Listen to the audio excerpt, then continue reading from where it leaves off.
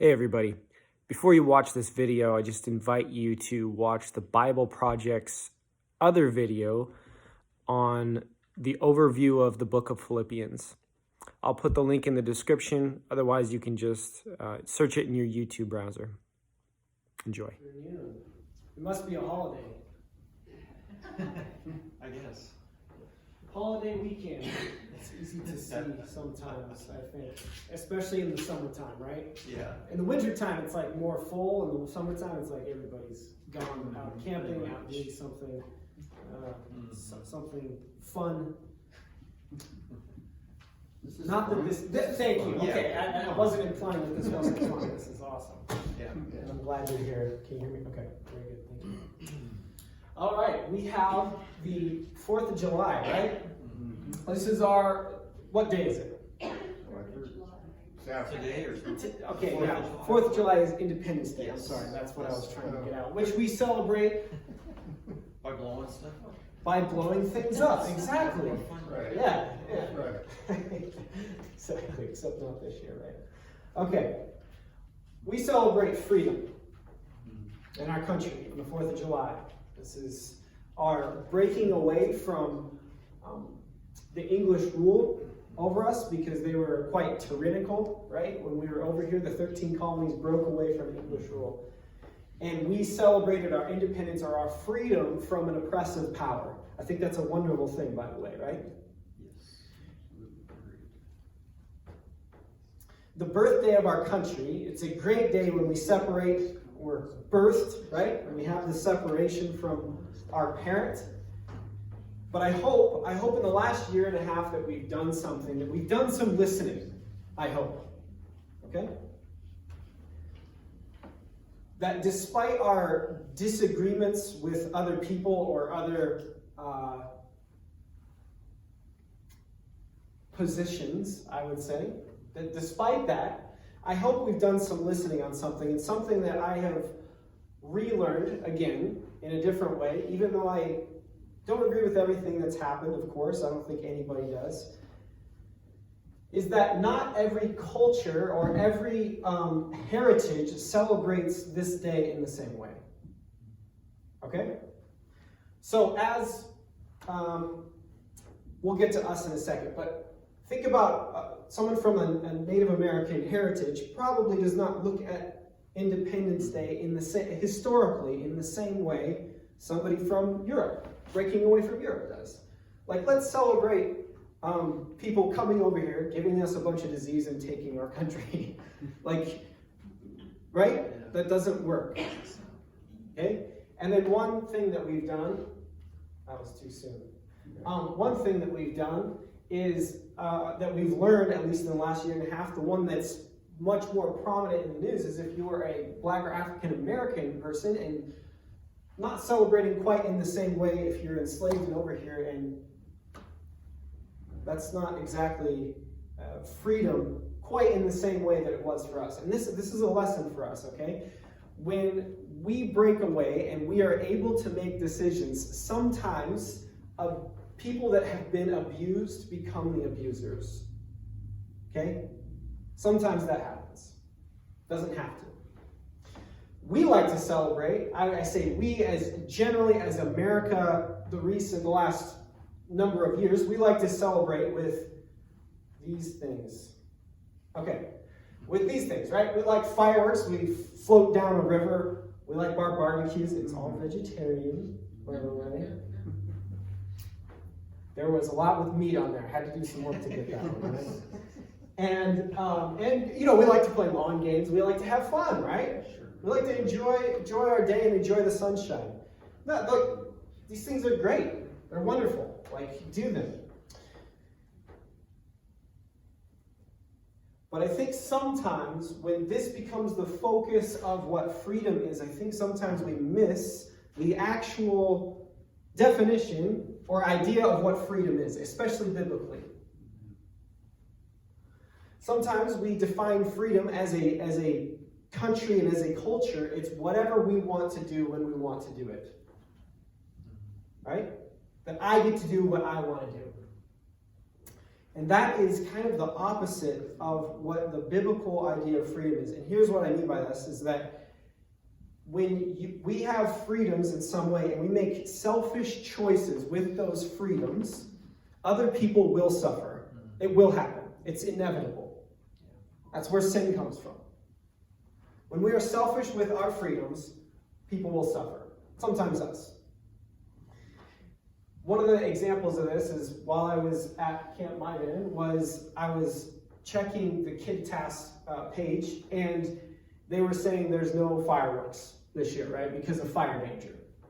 Okay, now, don't laugh. Whoever laughed. Can we laugh now? No. Okay, so here's the thing, is that we have this concept of freedom that we just want to do whatever we want, and it was evident here in the comments because they're saying, hey, we're going to have just one strip of fireworks and none of the other fireworks, you can't do them. You need to be within this zone, and they're going to have all these firefighters ready and stuff like that. And you could just see in the comments, well, there goes our freedoms, and everybody's saying these type of comments. And it's like, well, okay, that's a simple and perfect example of the amount of fires that we're having in our nation is crazy. Like, think about what's happening at Fountain View right now. We're praying and hoping that place doesn't burn down. Right? I didn't know about it. Yeah. It just torched a whole town. I forgot Linton. Yeah. Torched the whole town. It's gone. Yeah. Like, the fires are a real danger. Okay? Now, whether you agree with the result or not, or the law or not, the intention I actually think is a very good thing, and it's limiting us because people won't limit themselves so that stuff doesn't happen, or it's less likely to happen. Okay? So the idea, though, is still behind this, is that some people just like, well, our freedoms are limited. Well, our freedoms are limited so that other people can be free, so that they can have a house next week, right? Okay. So, again, we need to wrap our minds around, sometimes we get kind of a bad idea on what freedom actually is. And I think that's actually one of the main things. I don't know if you got that from the video. That's one of the main things the video really talks about, is Paul's peace, his assurance through his whole time here, despite his worse off situation than everybody else. It's pretty amazing. Let's read. This morning we are reading Philippians chapter 1, verses 3 through 7, and let's read that together. It says this, it says, I thank my God in all my remembrance of you. In all of my prayers for all of you, I always pray with joy because of your partnership in the gospel from the first day until now. And I am sure of this, that he who began a good work in you will bring it to completion at the day of Jesus Christ. It is right for me to feel this way about you all, because I hold you in my heart. For you are all partakers with me of grace, both in my imprisonment and the defense of the confirmation of the gospel. So we'll get to verse 6 in a moment here, and that's kind of the most famous one of this, where he says that he who began a good work in you will bring it to completion, right? Most of us have heard that. That's quoted very often. We'll talk more about what that means in just a minute. But let's talk, I think we need to define something real quick. He talks about it twice. He talks about gospel down here, and he talks about the gospel right here because of your partnership in the gospel. Okay? He praises them because of this. What is it? In the good news. Yeah, it's the good news. That's how we define it. But what is it? Jesus. Sure. What does that mean? Jesus returning. Okay, yeah, that's part of it. That's a huge part of it. It means hope, which is everything. Yeah, it means hope. Okay, very good. Okay, so we have just defined it at least a little bit, okay? Sometimes when we do our evangelism, what we do is we say, well, what's the gospel? We want to bring the gospel to the rest of the world. And so we say, oh, you're a sinner and you're saved by grace through faith in Jesus Christ. Isn't that true? Yes. Yes, that's true. I would just inquire us all to not be lazy, okay? Sometimes we stop there and we just say, well, or that's what we say to people and expect them to understand it. Why do we have Bible translations, by the way? Oh, that's good. Yeah. Then the word in their own language. Yeah, this is it, okay? So, have you read the love languages? Okay, so there's love languages, but then there's different dialects, and you have to understand people's different dialects and languages to really understand who they are, okay? And so sometimes when we just make the simple case of, yes, well, you're a sinner saved by grace, when our culture hears that they're a sinner, okay, what do you think they think? That we think we're better than they are. Yes, exactly. We're better than they are, or that they're just an evil person. Right. And that's not what it means. So I just want to invite each one of us, before we just make the simple statement of, yes, you're a sinner saved by grace, or whatever it is that we've been trained to say, I think it's really important to kind of disassemble some of those words that we've used traditionally in church that may be taken out of context in a public setting. Does that make sense? Yeah. Translate it. Yes, be a translation for them. Okay? Be a translation for them. Okay. Can I share a little story about that? Yes. Okay. This week, I did get to spend Sunday through pretty late last night, actually. I spent at this place, and it was amazing. And yes, it's fun, and yes, there's a blob over here, and I launch kids off of it, and it is hilarious to watch them, Yes. especially if they're right in that 100-pound range, because they just soar. You know, that's super fun, but that's not why I went. Right? That's fun, and you make a good connection. I went because of situations like this. On Thursday night, there was a time where people could make they were given the opportunity, the young campers were given the opportunity to make a decision or to talk about serious things if they're going through anything. And I went to a number of the little groups that were out there, and it was really good. But afterwards, one of the camp counselors comes up to me, and he goes, "Hey, one of my boys, he's wondering where to read the Bible about trust." And I'm like, okay, trust. And I'm trying to think of any of these stories with trust. And I'm trying to give it to him. I'm just like, for a second, I'm like, what is he wanting to know about trust? Like, I don't know anything about, I don't even know who this boy is. And so I just asked him, I was like, hey, would he be willing to come down here and talk to me? Because I could turn him loose on a Bible verse about trust. It might not have anything to do with this situation, right? Yeah. Okay. So I waited there for a couple minutes. I'm trying to think of all these stories, and this scared little kid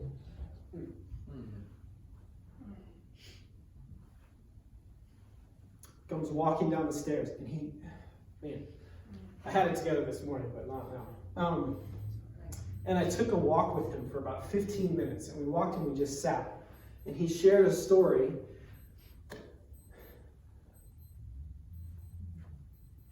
I asked him questions like why he was trying to ask about trust, and what is it, and he shared a story about his parents divorcing 3 years ago. And he's just really been struggling with that. And then his dad got in a relationship with another woman. They broke up. His parents got back together and promised they wouldn't split up. And they just divorced again for a second time 5 weeks ago.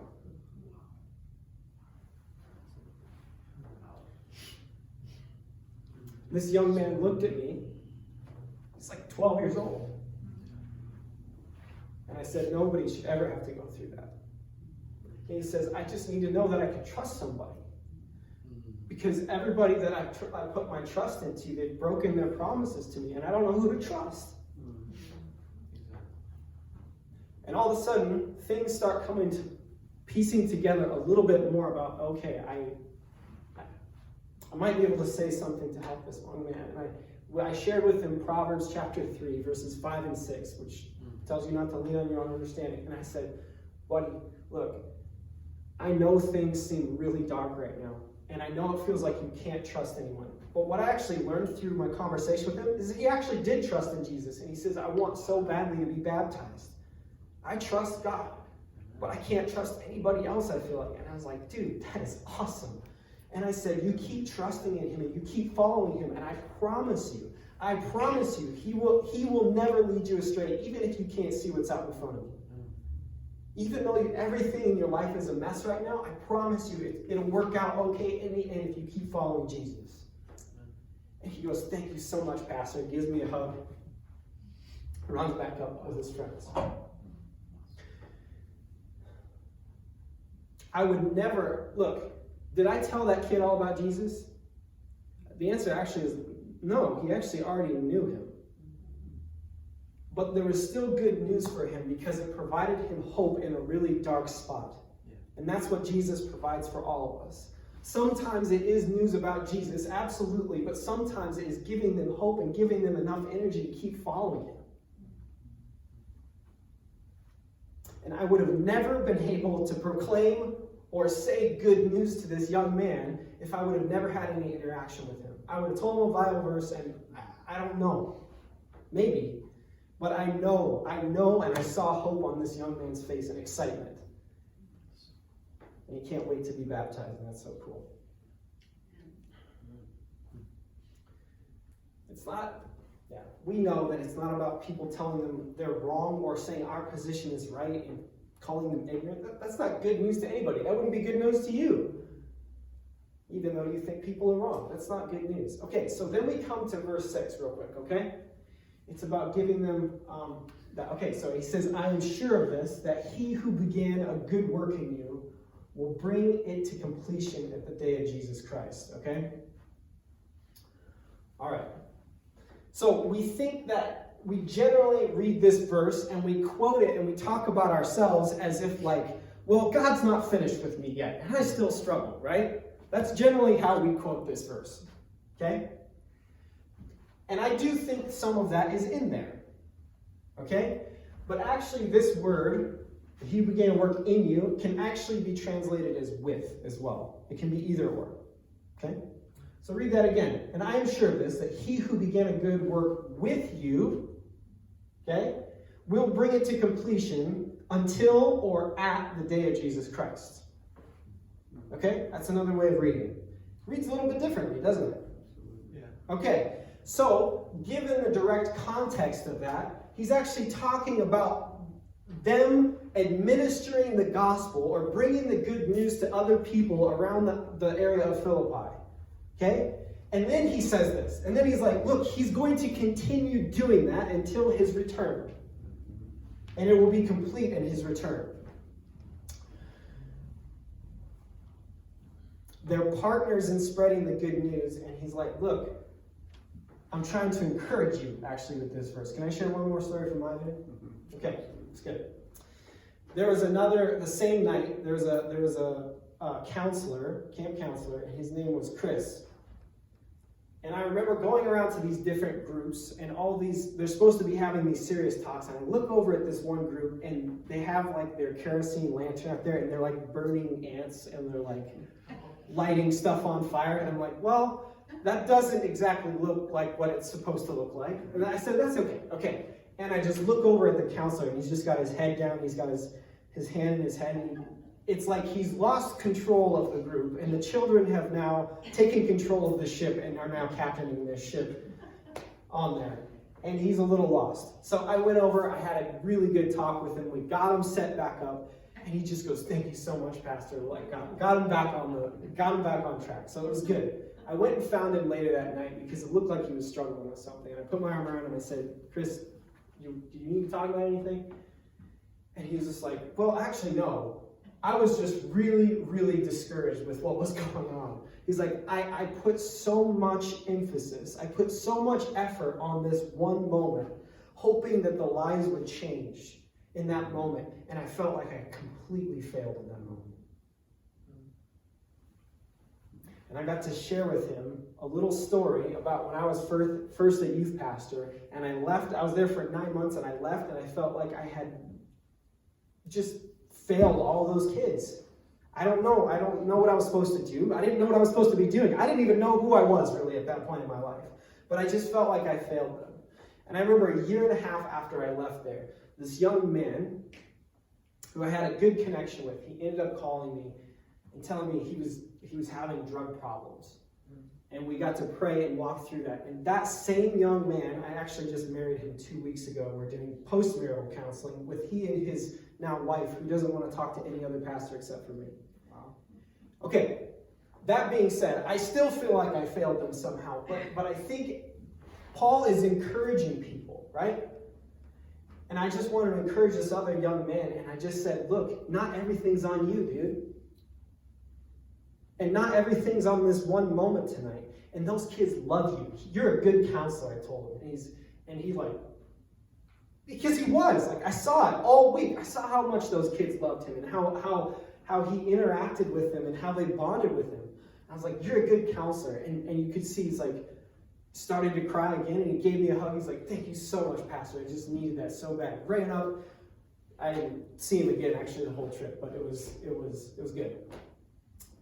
And I think this is kind of the similar thing that Paul's doing, or a similar idea that he's trying to do. And he's trying to give encouragement in a dark time because he is imprisoned, and the people of Philippi are like, are we failing here?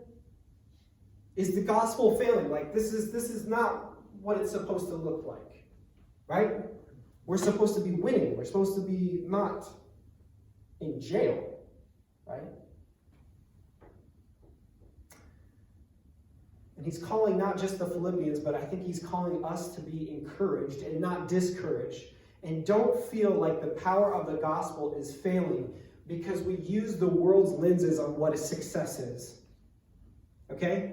Just like our stories. Sometimes we look through the world's lens and we see what should be happening. We're not growing. We're not doing all these things. And it's like, look, trust in the Lord. Keep spreading the gospel the way you have and keep moving forward with it. Keep doing it.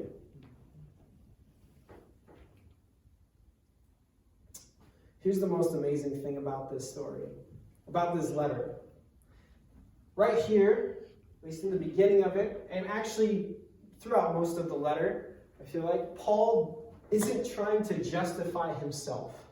Now, he has his moments, especially in Acts, where he does do that to the Jewish and the Roman leaders. He tries to show them plainly, like, this is where I'm coming from, right? But here, he's not actually trying to justify it. He doesn't try to convince his readers that he should be free right here. And he isn't trying to convince anyone. He's just saying, I do believe,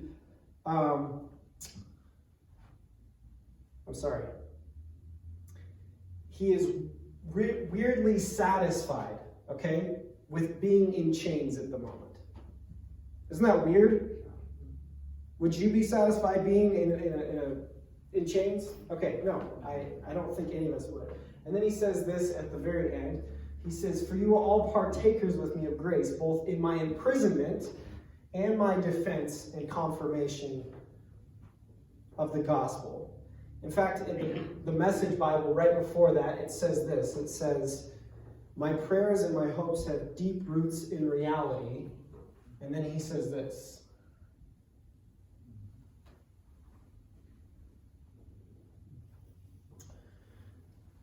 Freedom for Paul and freedom for us should not be dependent upon whatever we want to do or whatever Paul wanted to do. It's not even dependent upon what's happening to us on the outside or people even controlling us. That is not what freedom is. He embraces the chains that are upon him unjustly. Freedom for Paul is the ability to love and care for and to proclaim the good news to people in a way that they can understand despite how they might treat him. It's like Paul saying, yes, I'm here in prison and I'm exactly where I need to be and I'm happy about it. In fact, it's becoming where I want to be because I see God at work. And while I'm unjustly imprisoned, guess who's sitting here? And they get to listen to me day after day while I proclaim the good news and the love that Jesus has for them.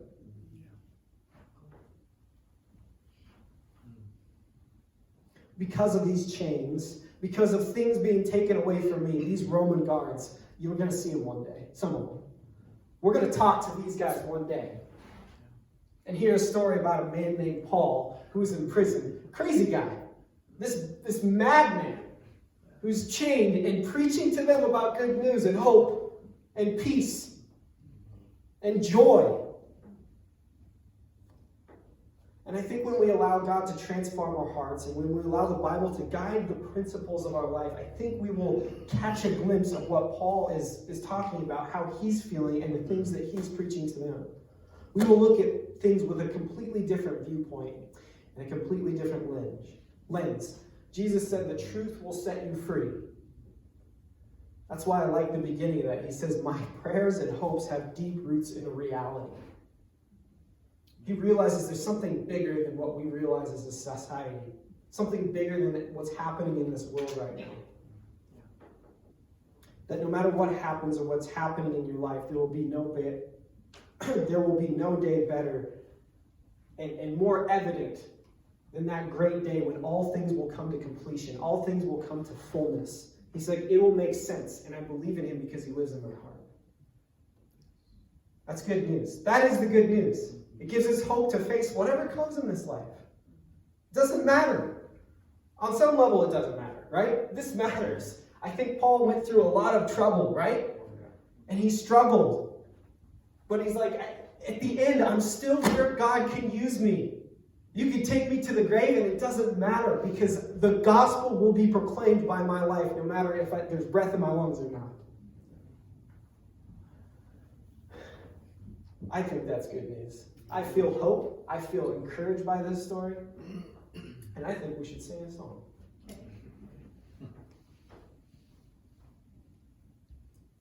You have one in mind? I did. What if Sure.